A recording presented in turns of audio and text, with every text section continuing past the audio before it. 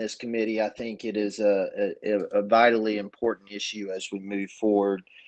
I thought the agenda for today would be, kind of an introductory meeting, kind of what I would like for our timeline to be, and then kind of go around the horn, if you will, and have everybody share their thoughts. Uh, and then I would like for us to then work with Tyreen and meet at least one more time to flesh out some documents that we try to put together, and then a final time to reach consensus on it, and then hopefully be able to take it to the board at their June board meeting. I think that that would meet Chairwoman Scott's expectations. So our charge, obviously, as you know, is to look at formalizing a formalizing the process by which the board chooses its officers and its chairman. As I've reflected on it, I kind of have three overarching thoughts. First and foremost, I know we're all appointed by varying jurisdictions onto the board, and I know that each one of us, has to report back to our reporting jurisdictions. That being said, while we are on the board and when we sign our oath, we become fiduciaries of the board. And first and foremost, in our role as fiduciaries, we are legally obliged to cast a vote in what our good conscience thinks is best for the authority. So my overarching thought, one, is remembering our fiduciary duty.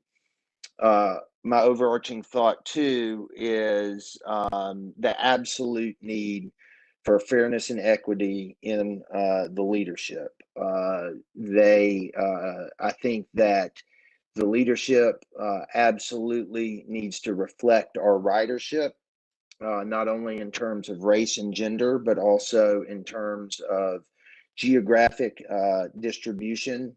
And as we think about equity and inclusion in the leadership roles, I think that yes, jurisdiction, equity, and inclusion is important, but we also need to also at least discuss and consider the amount of investment each jurisdiction makes. And then thirdly, which is why I'm glad Liz is on the phone, is um, I want us to very much consider the legality of anything that we do.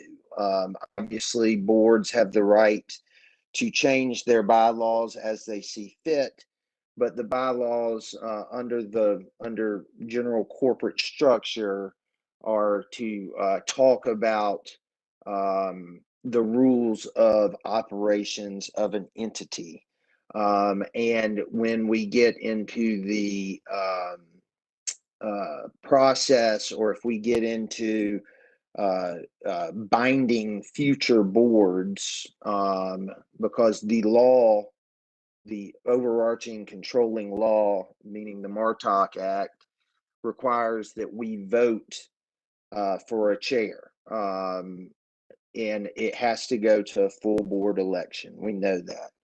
And so if the bylaws come in conflict with that controlling law, and if we are binding a board in the future to something that we desire currently, I think that gets on a really dangerous legal slope, and it could potentially set precedent where someone that is just joins the board could be put in as chair. And so those are the three things that I think are important to guide our conversation and our thoughts as we do this work and moving forward over the next month and a half. And that's kind of what I put down onto paper as I've thought about our charge. So with that, I'll turn it over to Miss Abdul Salam, Miss Blakely, or Mr. Durrett, whoever would like to kind of discuss their thoughts on this. I'll go ahead and jump in, Thomas, and I concur with all the points you've made, especially in regards to the last point that you made, right? So I was thinking through, we absolutely want to reflect our ridership. We absolutely believe, that in equity and in fairness, but we also have to be realistic about experience on the board. So I was just thinking, like, in terms of myself, and no, I'm not putting myself out there to be chair, but say for instance it was the Fulton County cycle or term.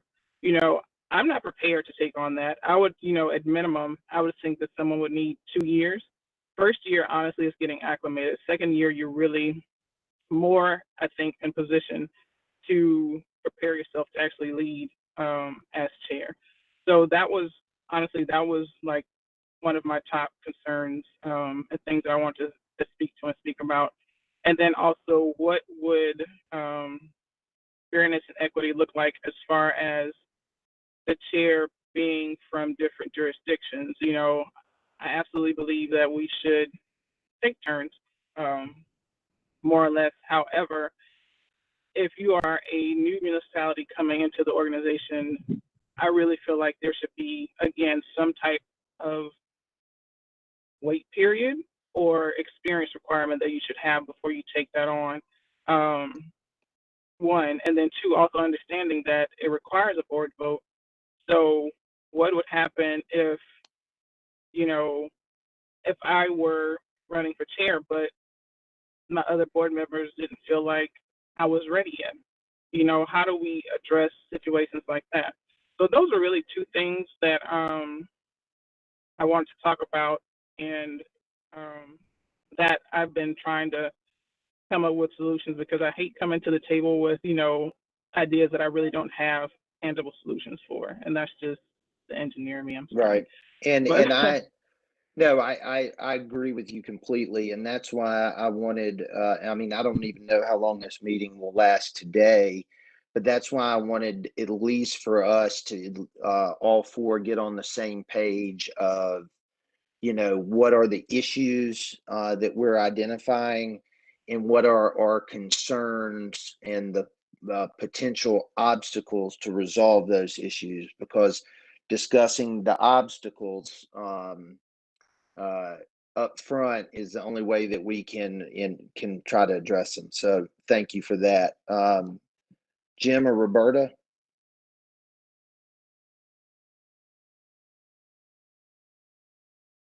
I'll defer to Roberta first. Go ahead, Jim. Thomas, I'm glad you brought up fiduciary responsibility. And Roberta, you didn't know this. I'm not on camera because my camera's not working. It was, I think, back in the year 2000 when Art McClung was a member of the MARTA board, who had been appointed by Fulton County. And the Fulton County commissioners were displeased with a vote that he participated in, and he elected to cast a vote that he thought was best for the authority. And Fulton County said, "We're going to recall you as an appointee because you didn't respond to our wishes and vote the way we wanted you to vote." And that went to court, and a decision was made that, in fact, his duty was to the authority and not to the appointing jurisdiction. And I bring that up because as we are thinking about the traditional rotation of the board chairmanship, among the jurisdictions, that was set up is really sort of a friendly agreement that that is what we were going to attempt to do in order to be fair to all jurisdictions. And so trying to balance that history with the need for us to be making decisions as board members for what we believe is best for the authority, that's sort of where the rub comes right now.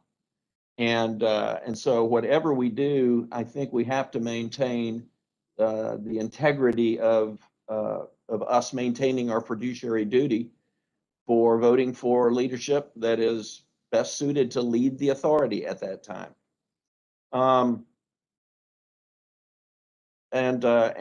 So that's one of the important things that I was going to bring up. The other thing is I just sort of was playing through my mind about, you know, what if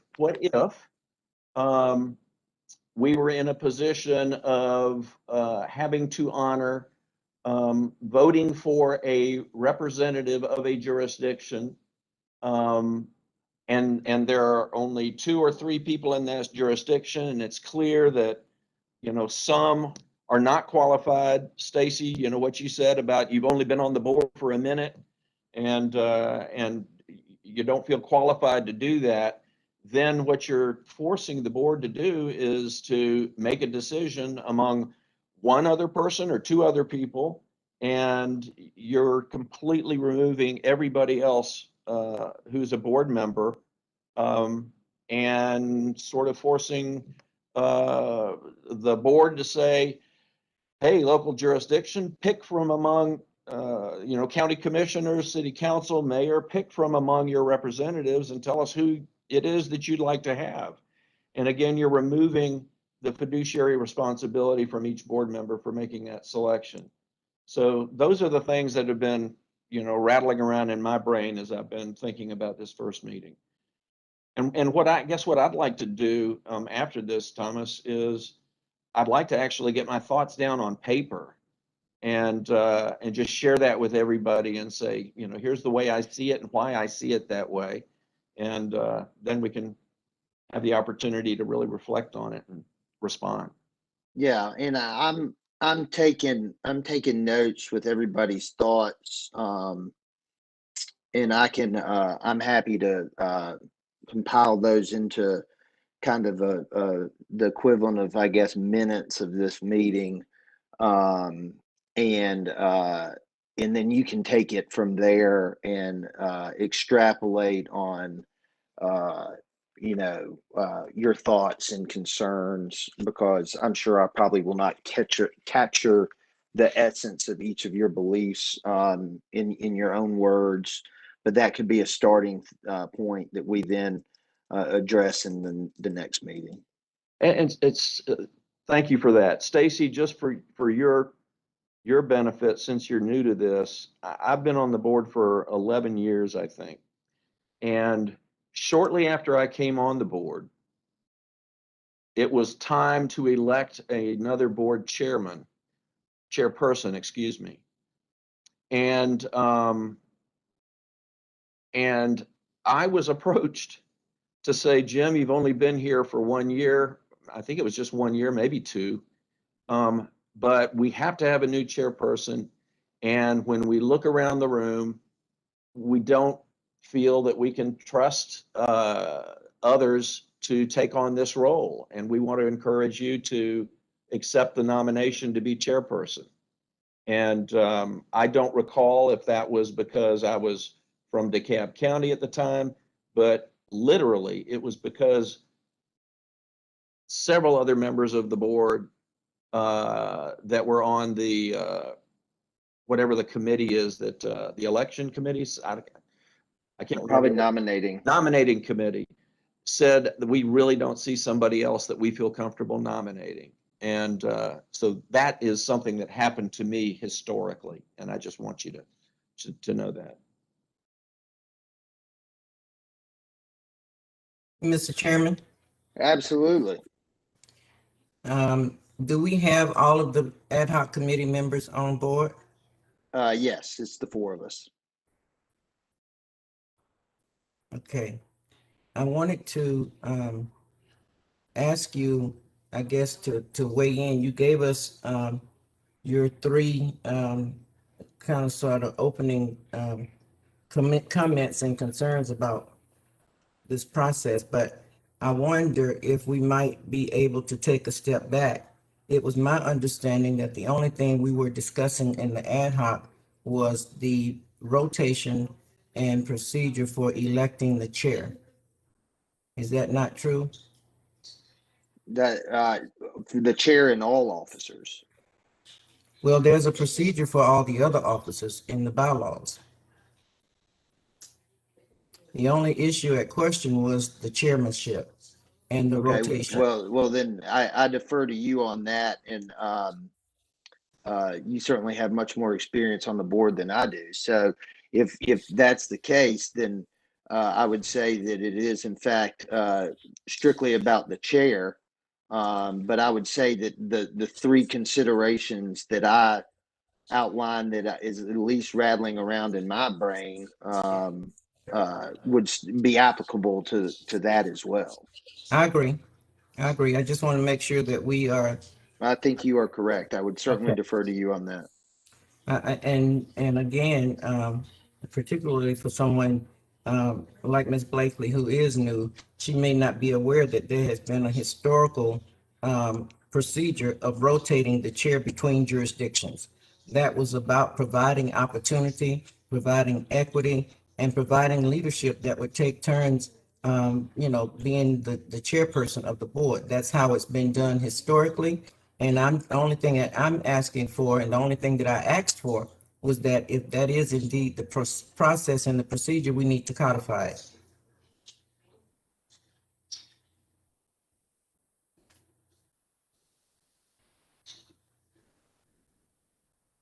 So, Mr. Worthy, I don't know if you want me to weigh in, and I'm sorry, I don't have the actual document in front of me. This is Liz. But I think Ms. Abdul Salam, it has been, and I think Mr. Dorrit mentioned it, it's kind of been a process where it's, has never been written or codified that it rotates, but it also has not been one that has been strictly adhered to. It has been that informal understanding to recognize and to try, to have distribution and equity between the jurisdictions, but it has not been any type of a hard and fast rule through the years. But So it has been a hard and fast practice through the years. And no, if you no, go ma'am. back and talk, if you go back and talk to many of the former board members, even talk to some of the former CEOs, that is what you will find to be fact. Well, I think again, it has been something that has certainly been, everybody's strived to do. But as far, there's been years when, there have been folks who've been chair for 5 years as opposed to the also unwritten, but tried to adhere to practice of there being And 2-year that terms. 5 year was done as a favor to somebody that asked us to do so. I'm not saying that it has to be hard and fast. What I'm saying is if you're gonna do it, you do it across the board.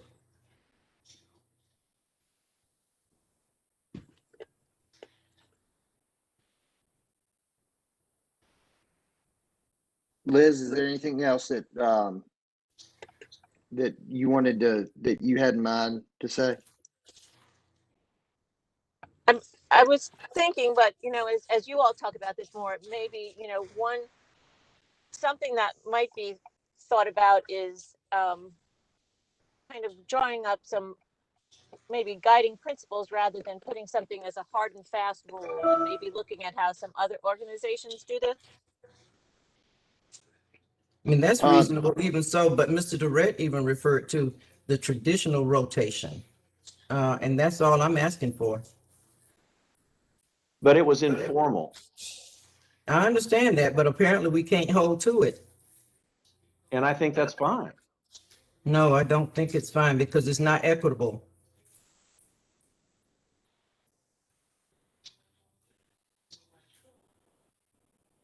all right. Well, so I think that the other thing that I was going to bring up,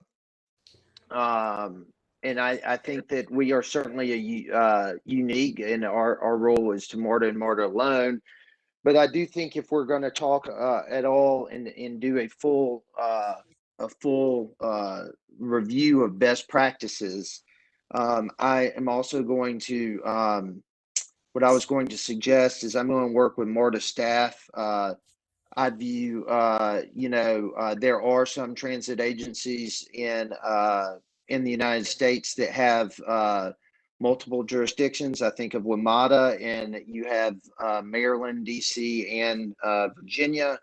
I think of the New York City Transit Authority, even though that's all one city. You certainly have different boroughs and different jurisdictions where I'm sure this discussion has taken place in other transit agencies where the transit system extends beyond a single political subdivision. So I wanted to see what the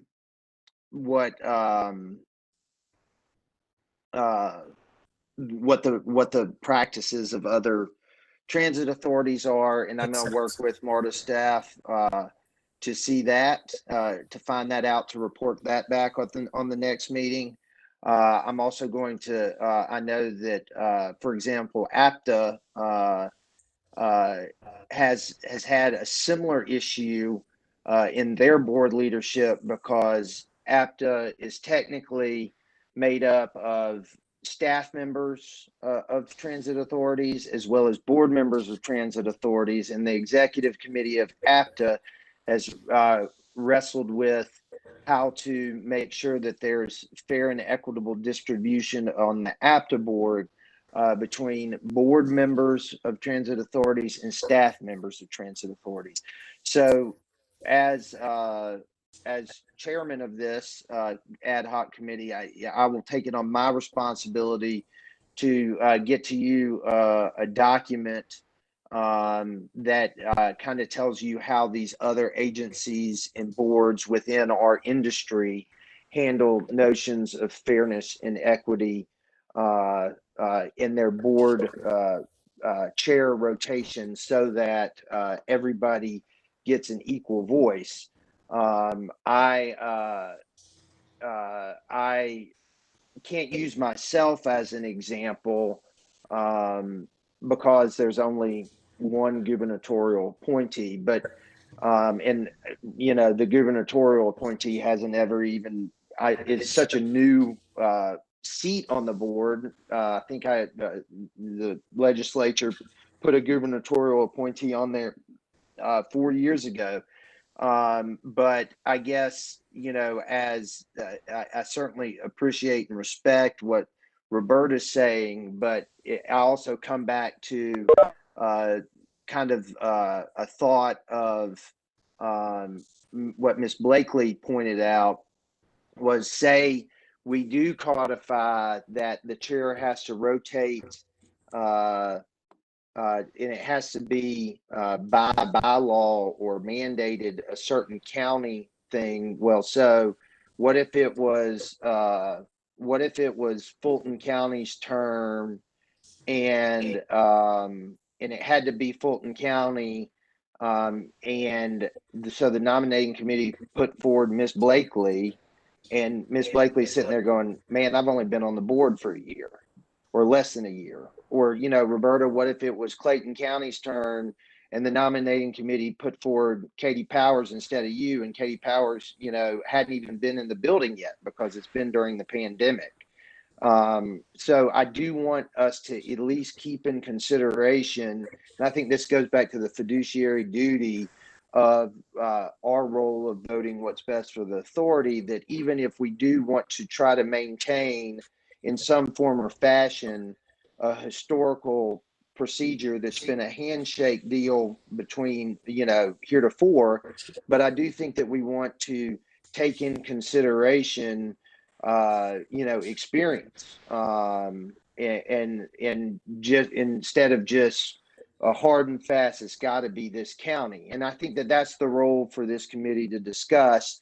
And I think that where we wanted to start is, I wanted the purpose of this meeting to really be all of us getting on the same page and putting forward what our thoughts and concerns are. I'm going to put this together in the equivalent of minutes, I guess, for you to then take and expound upon in your own voice and capture what I missed by taking notes.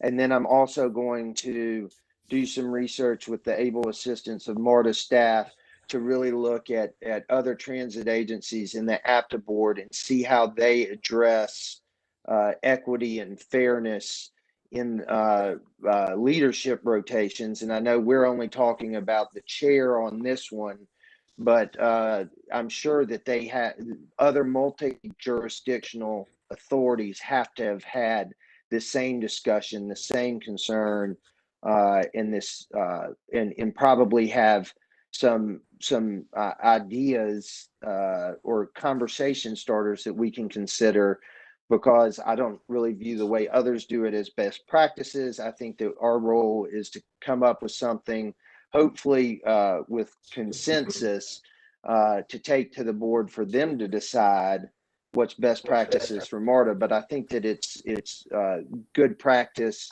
for us to at least see what other people around the country are doing on this topic. And so with that, that's kind of what I thought the purpose of this initial meeting should be. But I certainly am all ears if anybody else wants to add anything there. So I just wanted to say, can I be heard? Yo, yes, ma'am. I didn't know Hello, if I was Justice on mute. Sears. Oh, Yeah, no, nice yeah. to see. Yeah, I apologize. I was in with my mother's doctor's appointments and I just got this message, so I apologize for coming in late and being on the tail end. But Liz left me a nice note, so I get where we're trying to go.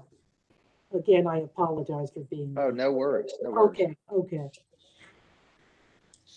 We went around, Justice Sears, and the four of us kind of at least nothing's been put to paper yet. We Okay. knew coming into this meeting that nothing had been put to paper yet. We all four of us discussed kind of what the ideas that we've been thinking about since we've been put on this ad hoc committee, and the charge that the committee was given by Chairwoman Scott. Okay. And you know, some of the things that have been discussed are, you know, our roles as fiduciaries to the authority, as board members, and not really. I mean, we all want to answer and keep our appointing authorities informed, but once we take the oath, our fiduciary duty lies what's best for the authority. We've talked about the importance of fairness and equity in the leadership to reflect our ridership in the jurisdictions represented. We've talked about the legality of us binding future boards to what we decide is best for this board currently with the current makeup. We've talked about the historical procedure of rotating chairs around jurisdiction to ensure equity and fairness in a rotating leadership. So that's really kind of where we are. Thank you. Yeah, thank you for the synopsis. Yeah, I appreciate it. yeah. Very helpful. Okay. And the idea is you're going to write up something and circulate it? Yes, ma'am. I was gonna memorialize this. I don't know if minutes are required by the Open Records Act, given that this is an ad hoc, but I'm